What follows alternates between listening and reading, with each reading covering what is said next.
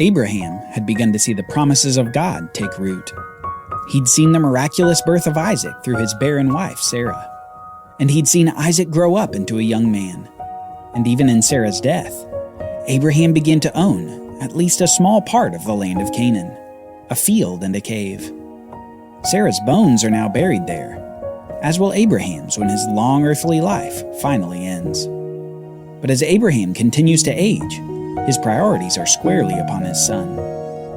Abraham hadn't yet become a great nation through Isaac, because that would require Isaac to have children, and his children to have children. It would take several generations for Abraham to truly have seed in abundance. But the very first step in that was to find a wife for Isaac. Let's read what Abraham does for his son. Now Abraham was old, well advanced in years, and the Lord had blessed Abraham in all things. And Abraham said to his servant, the oldest of his household who had charge of all that he had, "Put your hand under my thigh, that I may make you swear by the Lord, the God of heaven and the God of earth, that you will not take a wife for my son from the daughters of the Canaanites among whom I dwell, but will go to my country and my kindred, and will take a wife for my son Isaac." Here, Abraham commissions his most trusted servant in his household to find a wife for Isaac from among Abraham's family that he had left outside of the land of Canaan. And just as Abraham would not take gifts from the Canaanites, so also he would not take any of their daughters as a wife for Isaac. And while it may seem odd from our vantage point to marry within the family, this is not an unheard of event for this time.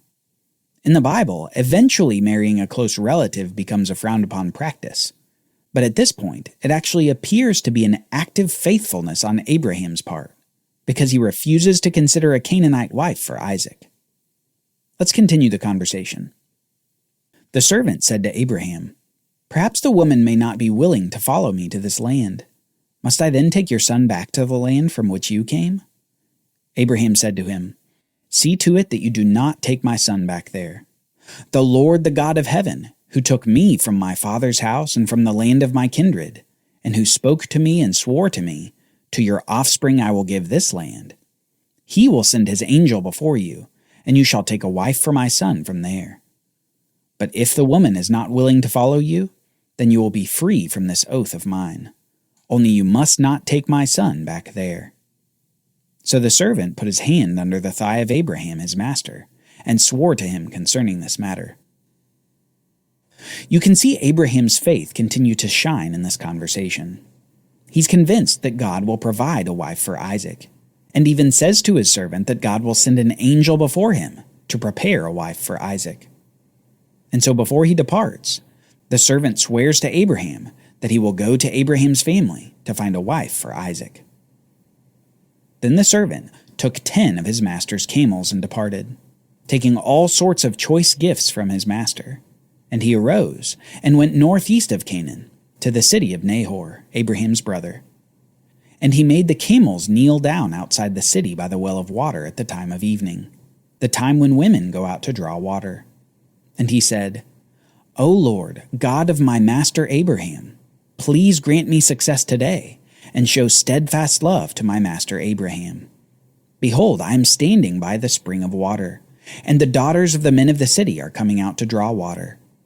Let the young woman to whom I shall say, 'Please let down your jar that I may drink,' and who shall say, 'Drink, and I will water your camels,' let her be the one whom you have appointed for your servant Isaac.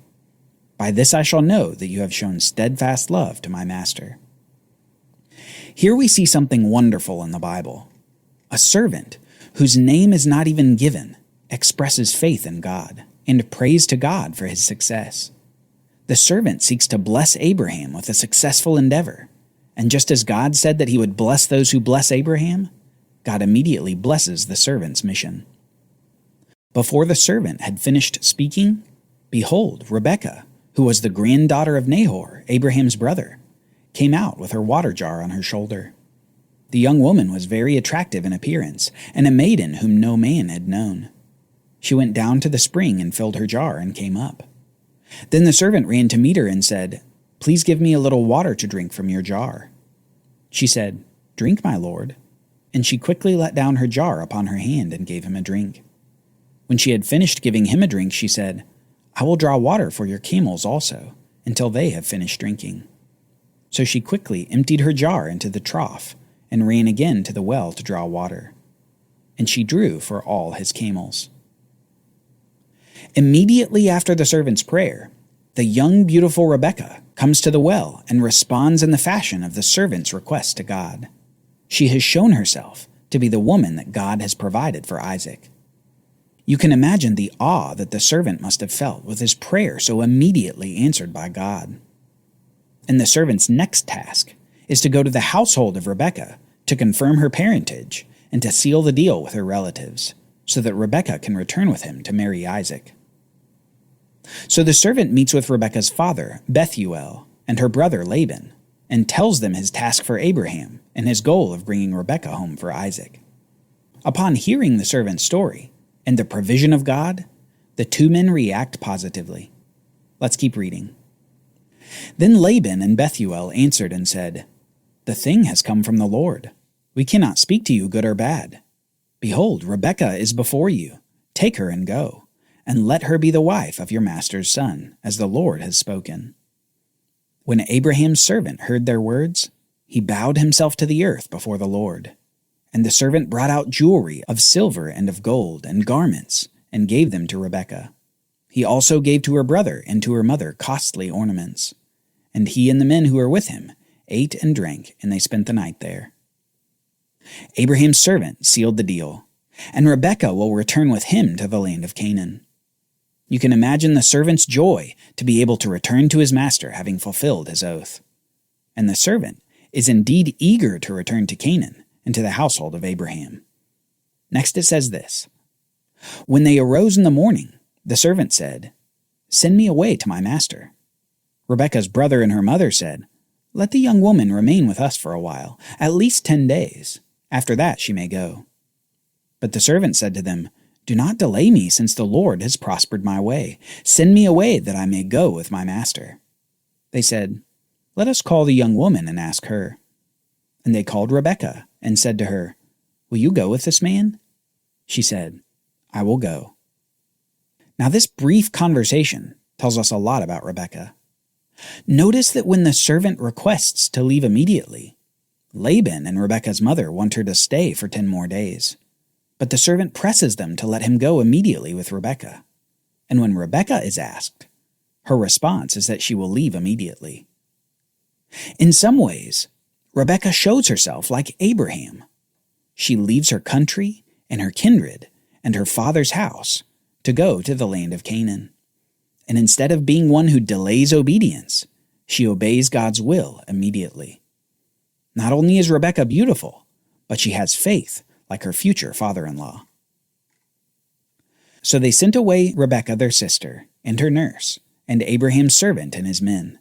And they blessed Rebekah and said to her, "Our sister, may you become thousands of 10,000s, and may your offspring possess the gate of those who hate him." Then Rebekah and her young women arose and rode on the camels and followed the man. Thus the servant took Rebekah and went his way. Now Isaac was dwelling in the south of the land of Canaan, in the Negeb. And Isaac went out to meditate in the field toward evening. And he lifted up his eyes and saw, and behold, there were camels coming. And Rebekah lifted up her eyes. And when she saw Isaac, she dismounted from the camel and said to the servant, "Who is that man walking in the field to meet us?" The servant said, "It is my master." So she took her veil and covered herself. And the servant told Isaac all the things that he had done. Then Isaac brought her into the tent of Sarah his mother and took Rebekah, and she became his wife, and he loved her. So Isaac was comforted after his mother's death. It had been about 3 years since the death of Sarah, and in the Bible it says that Isaac was finally comforted as he embraced Rebekah as his wife. The servant had completed his mission with great success. He had found a wife for Isaac, the heir of the Abrahamic covenant. Through Isaac and Rebekah, the covenant would be established. It's after these events that we finally see the life of Abraham come to a close. And in these final statements about Abraham, we learn that he took another wife in his old age and had many other children. but Isaac remained the apple of his eye, his miracle son from his wife Sarah, who would inherit all that he had. Let's read the account of the last days of Abraham. Abraham took another wife, whose name was Keturah, and she bore him other children. Abraham gave all that he had to Isaac, but to the sons of his concubines Abraham gave gifts, and while he was still living he sent them away from his son Isaac, eastward to the east country. These are the days of the years of Abraham's life, 175 years. Abraham breathed his last and died in a good old age, an old man and full of years, and was gathered to his people. Isaac and Ishmael, his sons, buried him in the cave of Machpelah, east of Mamre, the field that Abram purchased from the Hittites. There Abraham was buried, with Sarah, his wife. Abraham, the man of faith, had left his country and his kindred and his father's house because of the promises that God had made to him. Promises that serve as the bedrock for the rest of the Bible story. Promises of land, seed, and blessing. The land of Canaan, seed in abundance, and a blessing to the world through a particular seed of Abraham. With Abraham's death at the ripe old age of 175, the page is now turned to the next generation. God had said to Abraham, "I will establish my covenant through Isaac."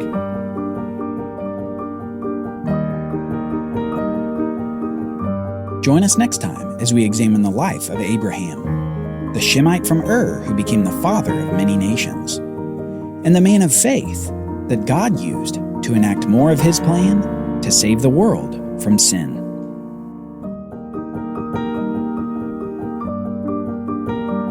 For Bible readings, reflection questions, and quizzes, don't miss the Bible Brief app. Available on iOS and Android so you can go deeper into the story.